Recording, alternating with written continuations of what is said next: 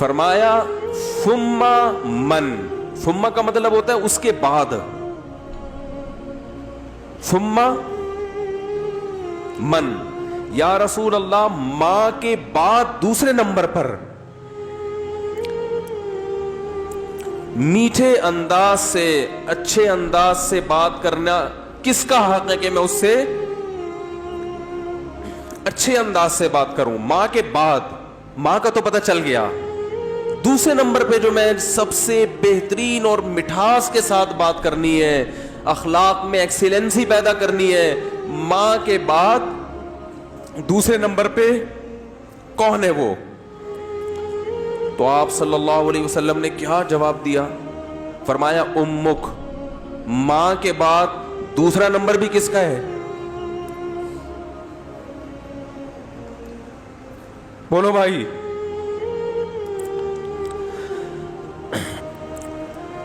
صحابی نے پھر پوچھا یا رسول اللہ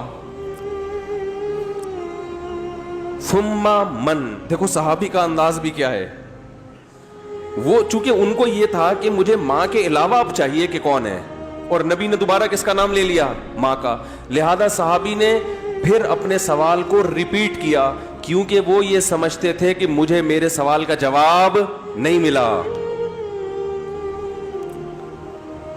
تو انہوں نے تیسری دفعہ پوچھا یا رسول اللہ ثم من؟ یا رسول اللہ تیسرے نمبر پہ کون ہے؟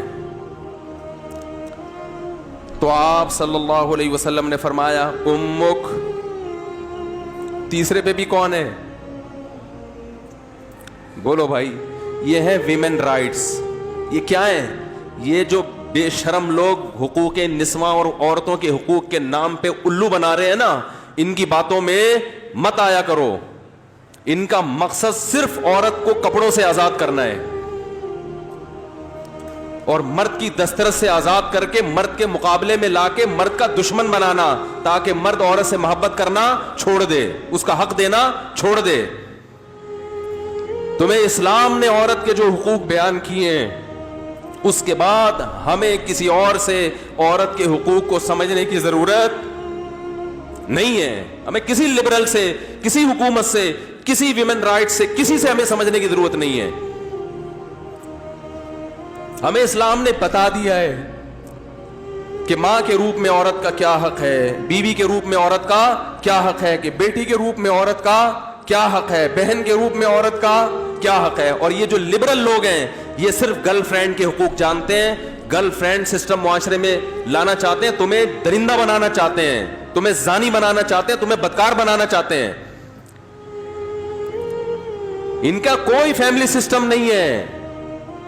جو قوم نکاح کی قائل نہ ہو، ان کے ہاں ماں بہن بیٹیاں ہوتی ہیں۔ ماں بہن بیٹی، بھابھی چچی خالہ ممانی مامی پھپھی، یہ رشتے تو شادی بیاہ کے نتیجے میں وجود میں آتے ہیں۔ اولاد ہوتی ہے تو یہ رشتے وجود میں آتے ہیں، پھر ان رشتوں کا پاس رکھنے کا حکم دیا گیا ہے۔ جن قوموں میں ہر رشتے ہی نہیں ہے، تم ان سے سیکھ رہے ہو کہ عورت کے حقوق ہمیں بتاؤ۔ تو آپ صلی اللہ علیہ وسلم نے کیا فرمایا؟ تیسرے نمبر پہ کس کا حق ہے؟ بولو بھائی، ماں کا۔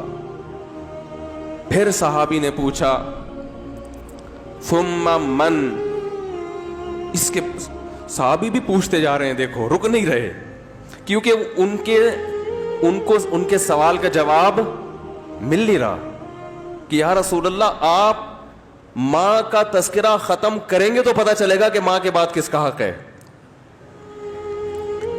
تو آپ صلی اللہ علیہ وسلم نے ارشاد فرمایا ثم ابوک، چوتھے نمبر پہ کون ہے؟ باپ۔